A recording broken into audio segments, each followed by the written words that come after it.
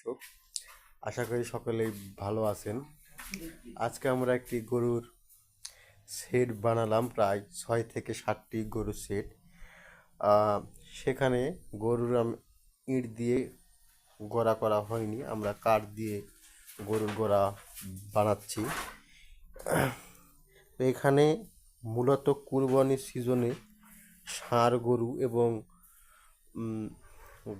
যেগুলো শুকনা জাতীয় গাভী আছে, দেশাল জাতের, এই গাভীগুলো মোটা তাজাকরণ করা হবে।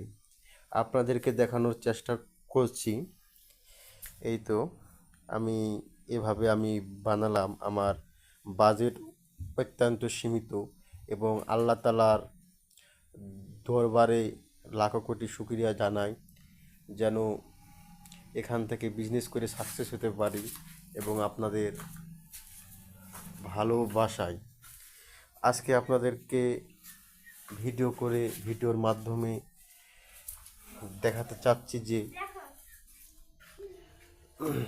আসলে কেমন হয়েছে, কিংবা এইভাবে কাঠ দিয়ে কেমন হবে সেটা দেখানোর জন্য। এই তো আপনারা দেখতে পাচ্ছেন। আশা করি সবাই ভালো আছেন, ভালো থাকবেন এবং আপনাদেরকে অসংখ্য ধন্যবাদ এবং আসসালামু আলাইকুম।